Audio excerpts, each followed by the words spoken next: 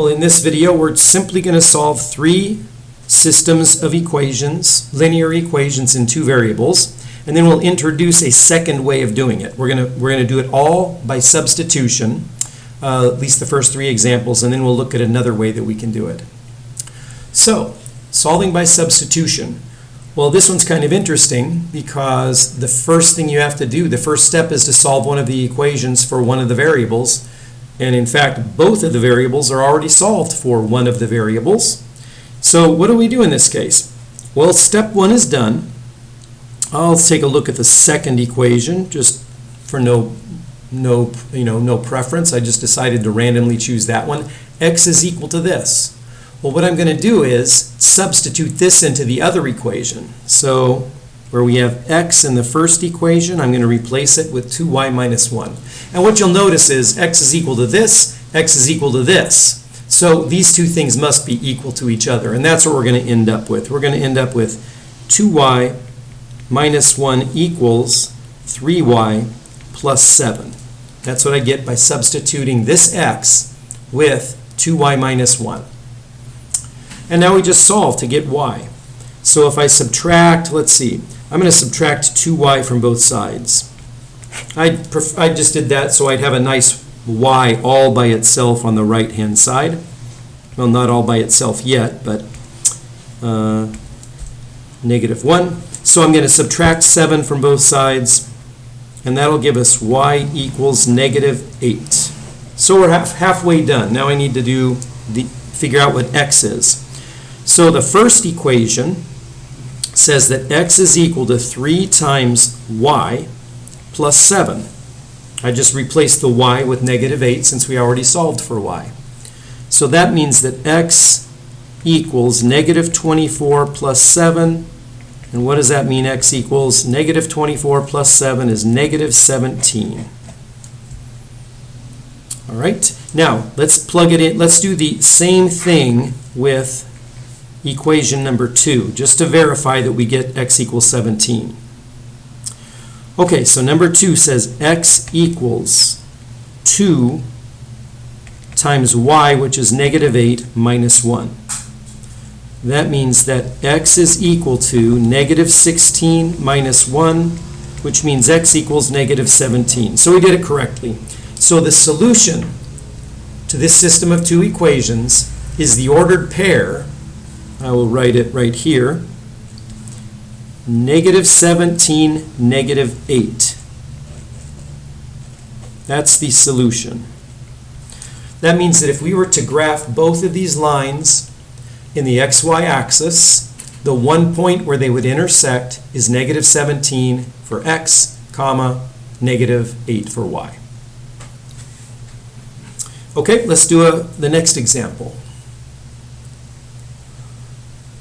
Okay, what do I want to choose here? This one's going to be an ugly one. We're going to be dealing with fractions, at least while we're in the interim steps. So let me choose, actually, I think if I solve the second equation for y, I would avoid fractions immediately. And fractions just slow you down a little bit. If you like fractions, then solve the first equation for x or for y. Or even solve this equation for x. But can you see why I'm not going to get fractions when I solve this for y?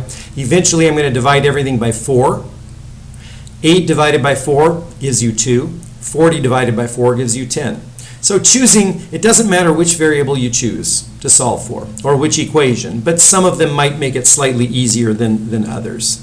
So let me take equation number 1 and solve 2 for y. That's what we'll do. This is equation 2, that's equation 1. So we would get 4y equals negative 8x plus 40. Okay, so you can see all I did there was I got 4y by itself by subtracting 8x from both sides. And then I just divide every term by 4, and we get y by itself.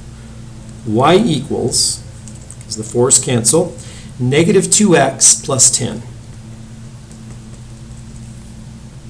So essentially what we just did, that's equation number 2. It is. It's just written in a different way. This is equivalent to this equation number 2. So if you were to graph them, they're exactly the same line. So now, since y is equal to this, let's go back to equation number 1 and plug this in for y. So I would get 7x minus 5, and instead of y, I'm going to put negative 2x plus 10 in parentheses equals 1. So that's equation number 1 with y substituted for what we determined it's equal to. All right, so now we have an equation with all x's. So that would be 7x distributing here is going to be plus 10x minus 50. Plus 10x minus 50 equals 1. So 10x and 17x, I'm sorry, 10x and 7x is 17x. And I'll circle that. That's 17x, and I'm going to add 50 to both sides. So adding 50 here cancels it out. Adding 50 here gives me 51. And if we divide by 17, x is 51 over 17, which is what? 3. X equals 3. All right, that's half of our solution. So now we can go to either one of these equations, and I suggest you go to both, or you could actually do it with this equation as well. Remember, this one's equivalent to equation number 2. So you can use any previous equation that has an x and a y in it. So let's do this one. Let's say that y equals negative 2, and x is a 3, plus 10. So that gives us y equaling what? What's negative 6 and 10? 10 minus 6 is a 4. I'm going to double check that though in, let's say, equation number 1, because we really just plugged into equation number 2. I just want to make sure it works when we plug it into equation number 1. Basically what we're doing is plugging in x equals 3 and make sure we get a 4 for y. Or you could think of it as plugging in x equals 3 and y equals 4 and making sure you get a true statement here. So, okay, so we would have in equation number 1, 7 times 3, which is x, minus 5y equals 1. And I'm hoping to get a 4, which means we made no arithmetic mistakes. A 4 for y. So 21 minus 5y equals 1. So that means negative 5y is equal to negative 20. All I did there was subtract 21 from both sides. Yeah, subtracted 21 to get negative 5y by itself. And now I'm going to divide both sides by negative 5. And I get y equals positive 4. So that's correct. X equals 3, y equals 4. So the solution is the ordered pair 3, 4. That's the solution.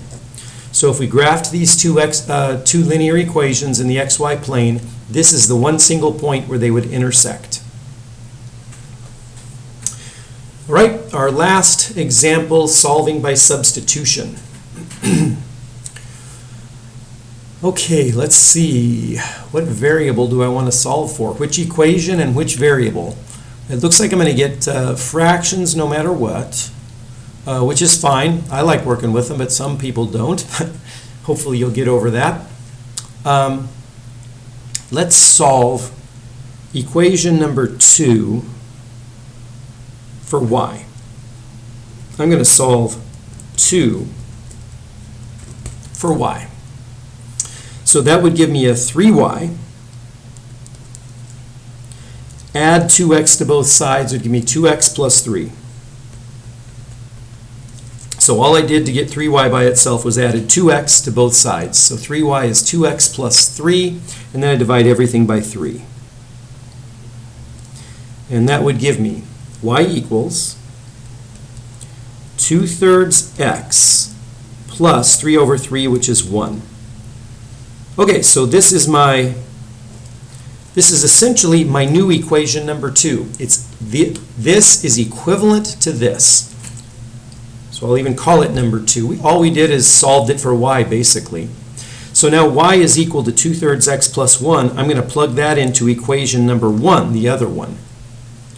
So equation number 1 says that 4x minus 2 times y, but this is y. So in parentheses, I'm going to put 2/3 x plus 1 equals -8/3. All right, this is an equation that has x in it, no y's, so let's solve it for x. First thing we do is just distribute the -2 through the parentheses. So 4x minus 4/3x, that's because 2/1 times 2/3 is 4/3, and there's a negative sign there. So, and then -2 times 1 is -2 equals -8/3. All right, so how many x's do we have here? If we've got 4x minus 4/3 x.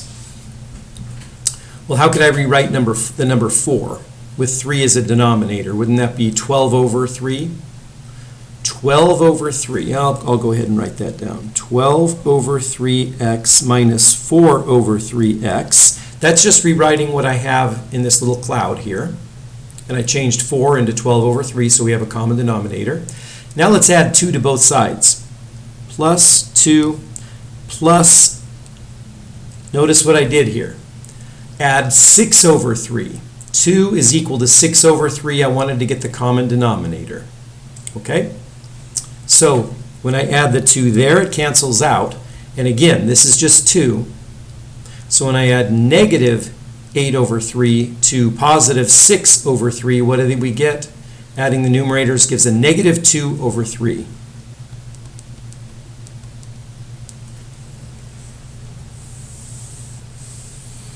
All right, so let's combine these two together. 12/3 minus 4/3 is 8/3.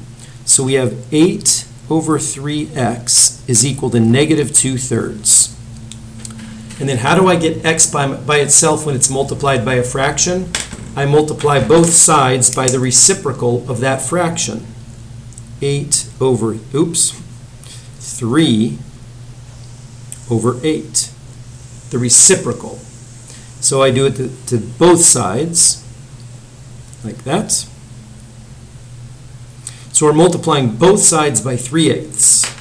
And that gives us x by itself here, because 3 and 8 cancel. When you multiply a fraction by its reciprocal, you just get 1. And then what's this going to be? The 3's cancel, and we get -2/8, which is -1/4.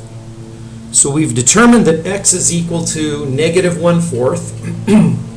Now let's plug it in to any equation here to see what the y value is. So let's pick equation number, let's see, we used 1 to get this. Let's use equation number 2. Although I'll end up verifying it in both, but -2x, which is -2 times -1/4, like this, plus 3y equals 3. So that's equation number 2, but substituting our known value of x in for it. -2 times -1/4 plus 3y equals 3. So this turns out to be a positive number, positive 2/4, which is a half.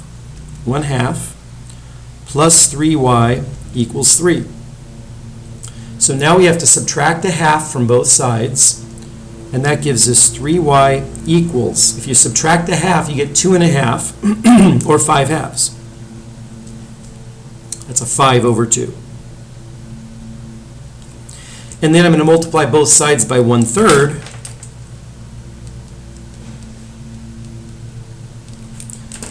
And that will give me y by itself equals 5/6. Multiply the top, multiply the bottom. All right, now we use equation number 2 there. Let's plug both of these into equation number 1, make sure it works. Okay, just to make sure we didn't make an arithmetic mistake. So let's verify that this ordered pair, -1/4, 5/6, works in equation number 1, and we'll be done, assuming it does. So equation 1, 4 times negative 1/4, because that's x, minus 2 times y, which is 5 over 6, equals negative 8 over 3. If this is true, we know our answer is correct. Again, this is just equation number 1 with our x's and y's plugged in. So this would be a negative 1 minus, let's see, 2 over 1. You could cancel the 2 and the 6 to give you 1 and a 3, 1/3. So this is minus 5/3 equals negative 8/3. And is that a true statement? What is negative 1 if you wanted to write it with 3 as a denominator? It's negative 3 over 3. Negative 3 over 3 minus 5 over 3 is indeed negative 8 over 3. So it works.